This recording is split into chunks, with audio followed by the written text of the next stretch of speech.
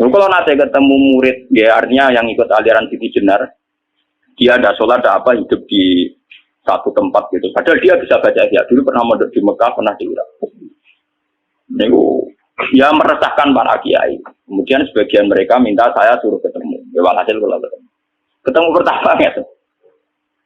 Jadi Gus Ba, tapi zaman roh jenengku itu pernah tak arani muka sapa. Nggih biasa mawon. Kula ora usah kenal jenengan nggih kenal. Dadi di kula biasa mawon. Lah niku pernah ngajar-ajaran ning.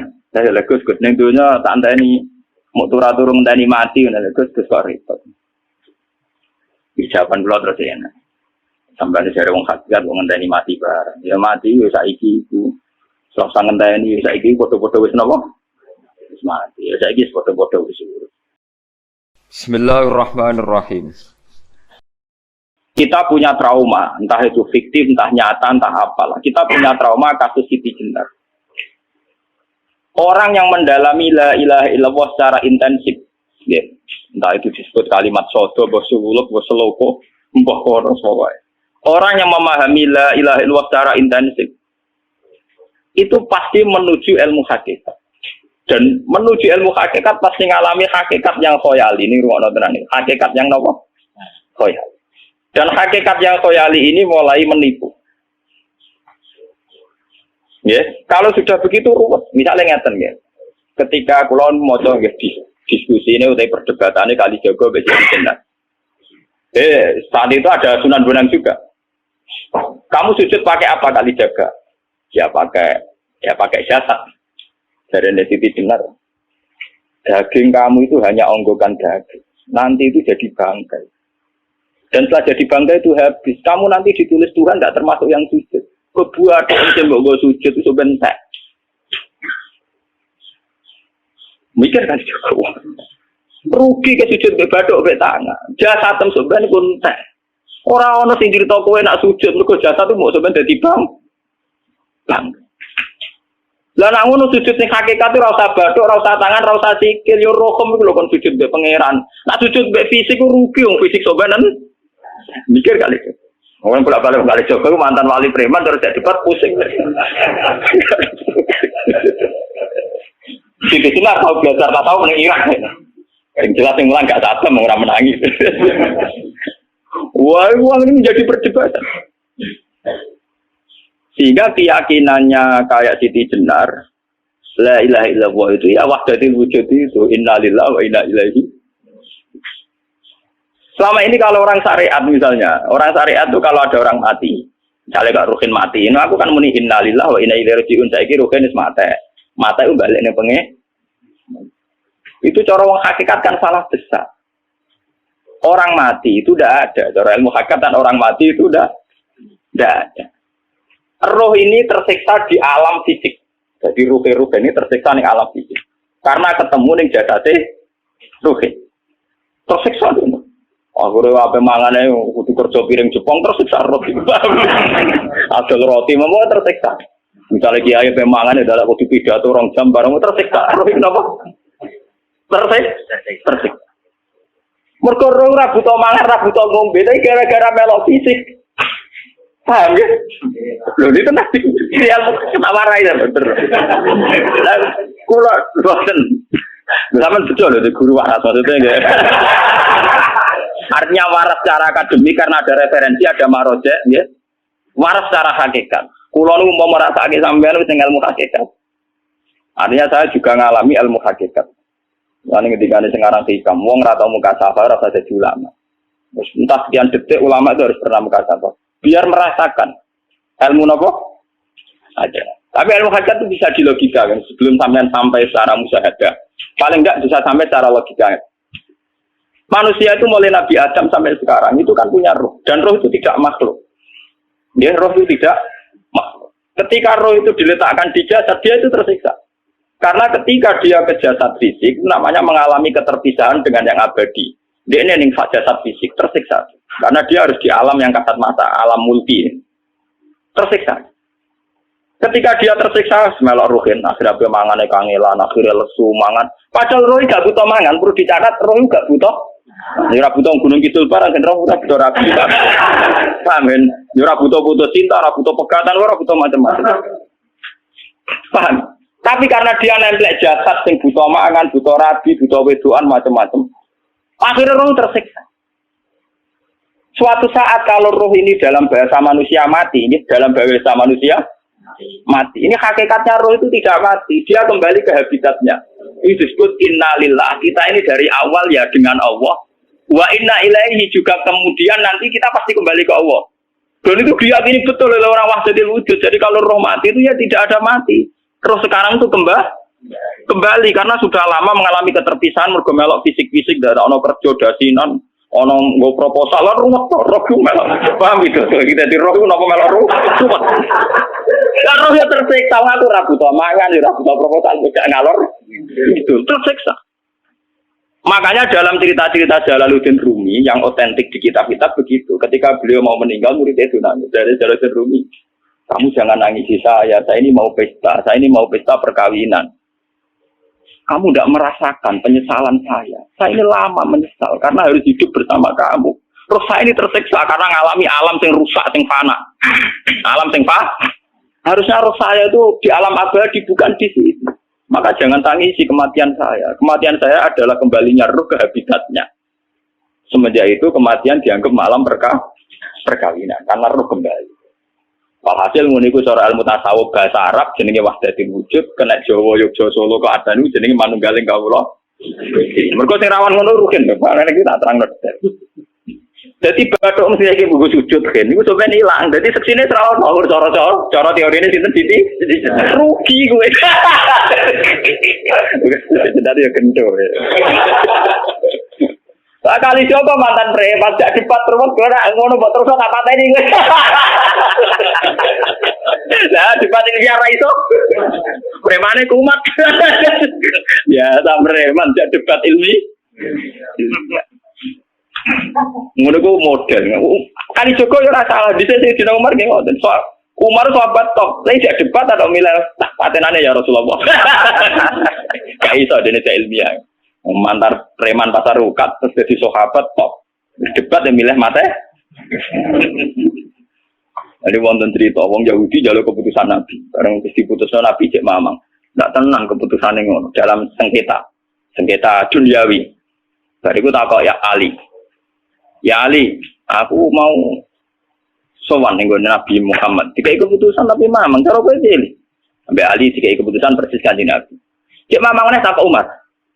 Apa marah aku mau singgone Muhammad, singgone Ali, kayak keputusan kok mamang mar. Cara kowe piye? Urusan dunya. Entah ini. Entah dia melepuh buat apa? Uang diputus Nabi ora mar. Badak mati. Awe. Mereka mantan apa? Cara mantan intelektual kan ya wajar nggak uji kok percaya Nabi. Kan bareng cara Ali ya sudah. Gak percaya wis kandhani. Ora percaya ali tenan. Lah ora bapatene. Ya wajar wong Yahudi kok percaya Nabi, nak percaya ora itu Yahudi Muslim. Ali itu Gusdur. Ali Gusdur ra beda piye tentang Ali nyen ngoten watake ngoten. Nasibe padha. Ali itu ilmuwan yang jadi presiden gak sukses. Sing niru ki Gusdur. Mergo ning dinggo negara wong pinter mimpin ra sukses. Wong pinter gampang maklumi. Lah misalnya kita jadi kiai wong pinter, kayak santri ini pacaran, maksud jangan anak cerita besok. Wah ruwet, terus malah dalil dinalina tubuh syahwat ninan. Iya bodoh tanpa pelaturan berarti. Paham ya, ruwet dah. Mana jogeman, jadi kiai pinter teman-teman itu jogeman. Jadi biasa, wae ono syariat sidik-sidik. Sing kamane ono santri pacaran tersinggung, ono santri nakal tersinggung, sing ono rasane lha dunya ono napa? Jadi nak guru kula nu urusan ilmu semi hakikat, mon gitu. Sehingga kayak Siti Jenar, cara pandang Siti Jenar itu masuk betul ning gone pemikiran para santrinya. Kados Ki Ageng Pengging siapa masuk betul karena masuk akal. Cara mereka napa? Betapa ndak ada artinya fisik ini. Nah, kalau semua fisik ini tidak ada artinya, kemudian yang ada artinya itu roh, perjalanan apa? Perjalanan roh, sehingga diartikan inna lillah wa inna ilaihi raji'un. Inna sholati wa nusuki wa mahyaya wa mamatiku lillah. Lah kemudian sekarang saya tak tanya misalnya ini latihan ilmu hakikat. Wa mahyaya lan penguripan ingsun. Kalau ingsun itu artinya fisik atau jasad, itu keliru besar karena jasad tidak pernah hidup. Yang hidup itu roh. Paham ya? Sekarang artinya wama mati itu apa? Kematian ingsun. Kalau roh itu tidak pernah mati, berarti kematian roh adalah keterpisahan dengan yang agung atau yang abadi.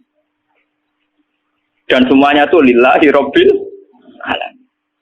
Sehingga mereka mengatakan kematian itu satu pesta. Mengenai kasus Bilal ditakoi, ya Bilal, ketika murid-muridnya nangis bergapai mati, ya Bilal dia seneng aja. Godan nalpal akhibah Muhammad dan wakisbah. Ya, nak mati malah senang loh ketemu kekasihku. Sebab itu kematian tidak pernah jadi problem bagi mereka sing soleh, sing menembus ilmu hakikat. Paham? Tapi ilmu hakikat kayak ini itu yang diyakini Siti Jenar, diyakini Jalaluddin Rumi, diyakini para wali-wali wahdatul wujud. Dulu Syekh Husain Sinten Al-Halal. Itu kemudian melahirkan prahara syariat. Prahara apa? Syariat. Sebab itu Wali Songo, oke Siti Jenar benar dalam filosofinya, tapi harus dibunuh karena menjadi prahara syariat. Sama dengan yang dikatakan Nabi itu benar, tapi menjadi prahara syariat. Akhirnya disomasi oleh Umar radhiyallahu anhu. Jadi sebetulnya sama, pola-pola ceritanya sama. Intinya sebuah ilmu hakikat harus dikawal napa? Syariat. Nggih kula bolak-balik, contoh paling gampang wit pisang. Wong nak mangan gedang kulitnya tetap dibuat. Tapi umpama gedang dari awal ora usah kulit, ra sido dadi gedang. Paham nggih? Meskipun kon ape dipangan ya dibuat. Tapi kita tidak bisa membayangkan pisang dari awal tanpa napa? Mbah kekeringan, mbah bosok, mbah ra sido dadi napa? Pisang. Terus pentingnya syariat lagi begini, makanya penting ngaji wali-wali syariat yang pinter kados Sunan Kudus, kados Sunan Bonang. Andai kan tidak ada syariat itu dunia pun mesti rusak. Contoh paling gampang masalah pornografi, porno aksi. Jadi jenar aja omongi ngono ibu ngakak-ngakak deh. Dari pangeran wis pirsa, kowe nek klambi pangeran ora tentu ya ora usah klambenan. Wong ora ana gunane. Kalau yang paling penting ku nazarullah, kenapa kowe klambenan barang? Wong kowe klambenan ora pangeran tetep pirsa. Nyatane di jenar nak mulang nggih coba klambenan lah intine napa? Dinya ada nabi Sunan Bonang. Nah, aku percaya kabeh nazarullah ora usah napa? Klambenan. Tetapi teori ora usah klambenan yo dinggo tenan. Mulane nek pas do wiridan aliran sesat ciri utama. Kira klambenan tenan. Lah ruwet to. Lho iki tenan iki cerita. Iki pentingnya ngaji nggih. Ben sampean ngerti variasi riwayat kemudian kita orang syariat harus kayak apa, kemudian kenapa menjadi aliran wahdatil wujud. Nah terus kita ini ya, kita ini kan orang syariat. Memang kelemahan orang syariat itu akeh kok sampean-sampean. Siji mesti ra kramat. Modele ora di duwe bingung. Urut urip wong syariat lho apa? Dineng bojo wedi, dineng tangga wedi, pengaruhe menurun. Pancen orang syariat itu banyak kriminal tauhidnya itu memang jelas. Malah kiai-kiai peke nak ketemu kiai-kiai sing setengah jaga wedi mergo iso nebak atine. Dene meriang nang. Sing kiai ra tau salat keramat padahal ngambungan wong. Sungguh dino sholat pas waktu kok ora tahu keramat. Wong ape buah utang tanggane iku keramat apane? Sing kono ngawur ngawur son-sowan pirang meriang oleh syariat ngadepi wong hakikat napa? Mulane jogeman gitu dadi wong syariat ngono iku bahaya. Tak kula mboten ngarep. Sampai dadi wong syariat sing ra keramat. Bahaya sekali itu bagi perjalanan agama. Kalau sering ketemu kiai-kiai yang terkenal keramat di Juwaduk tiang-tiang hakikat. Ditantang kocok-kocok kalau wani, nah tantang aku tetap rawani kok. Mikir deh. Karena orang yang sama-sama ke jalur hakikat tetap punya alamat, tetap wonten sima biwuji min asaris. Cara pandangnya mesti sama. Kalau nanti ketemu murid, ya artinya yang ikut aliran Siti Jenar, dia ada sholat, ada apa, hidup di satu tempat gitu. Padahal dia bisa baca ya. Dulu pernah mondok di Mekah, pernah di Irak. Dia meresahkan para kiai. Kemudian sebagian mereka minta saya suruh ketemu. Ya hasil kalau ketemu. Ketemu pertama ya. Jadi harus bah. Tapi zaman roh jenengku itu pernah tak arani muka sapa. Dia biasa mawon. Kalau lara usah kenal jenengan dia kenal. Jadi di kulo biasa mawon. Lalu pernah ngajar ajaran nih. Saya legus gus neng dunia tak enteni mau turun enteni mati. Legus kok repot. Jawaban kula terus ya. Sampai ada wong hakikat wong ngenteni mati bareng. Ya mati wis saiki iku. Sok ngenteni saiki padha-padha wis napa? Wis mati. Ya saiki wis padha-padha wis urip. Wis padha kabeh. Nah cara ilmu hakikat kan terus sama semua. Napa? Sama semua. Tadi makanya itu tadi. Kalau baleni malaikat, logika hakikat itu begitu ya. Roh itu ditiupkan oleh Tuhan ke kita. Kemudian roh karena ikut alam fisik, alam jasad, roh ngalami yang kita alami. Ya. Ketika roh ngalami yang kita alami, dia tersiksa. Nah, ketika roh sudah terpisah dari jasad yang mengekang, yang memenjara ini, dia senang terus kembali ke Tuhan. Ini disebut inna lillahi wa inna ilaihi. Nah, jasad ini kemudian menurut ilmu hakikat tidak ada gunanya sama sekali total. Hilang di telan tanah. Nah kalau begitu jasad ini nak mbok agul-agulan. Gusti bathuk kula tak nggo sujud tangan kula ndi buktine tangan wis ra ono. Bathuk wis ora. Mulane dari Siti Jenar, hanya wali bodoh kayak kalian yang punya ajaran bodoh begitu. Malah rasupan terus. Mulane Sunan Kalijaga semangat kon mateni mergo tambah omongane glodro ndi. Tapi yang nggak disadari Siti Jenar yaitu tadi. Inti dari ilmu hakikat itu kan tunduk sama kersane Tuhan. Kalau sudah tunduk pada kersane Tuhan, kalau kersane Tuhan roh kita harus di jasad. Dan wujud jasad kita ini juga karena kehendak Tuhan. Kenapa yang wujudnya jasad yang karena kehendak Tuhan engkau ingkari? Sementara wujudnya roh tidak kamu ingkari. Toh wujudnya jasad ya bi iradatillah wa bi masyiatillah. Wujudnya roh ya bi wujudi bi masyiatillah wa iradatillah. Harusnya fungsi jasad juga harus kamu akui toh Siti Jenar. Wong sekarang kita punya jasad ya bukan karena kita, karena kehendak Allah. Kenapa kamu ingkari? Berarti kamu ingkari kehendak meneng Siti Jenar.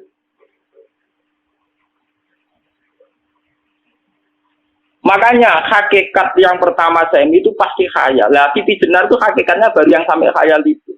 Sehingga dia tersesat. Sebetulnya kalau sudah hakikat beneran itu tidak perlu khayal begitu. Artinya perlu khayal jasad kita yang senajan ora ana gunane ini. Tetap ya wae wujudnya karena kehendak Allah. Juga kita harus terima. Apapun kekurangannya, apapun kenaifannya, ironisnya harus kita terima. Ini sebagai bentuk penerimaan kita pada masyiatil. Begitu juga keadaan roh kita sebagai penerimaan atas masyiatil. Meskipun ada teori-teori roh yang lebih valid. Lebih valid misalnya begini. Kanjeng Nabi itu suatu saat ininya terputus karena perang Uhud. Itu Kanjeng Nabi dia dolanan drijine ini. Napa cara niki napa jari jemari ini Nabi putus. Iki dolanan. Jadi Nabi sendiri kadang sering ngajarkan ilmu hakikat. Hal lagi illa isbun udmiyat wa fi sabilillahi ma labidu. Kowe ora trimo fisik bentuk fisik jari jemari sing ditebir berdarah. Tapi nak kue fisabilillah ayo wis balik ning Gabi Katem.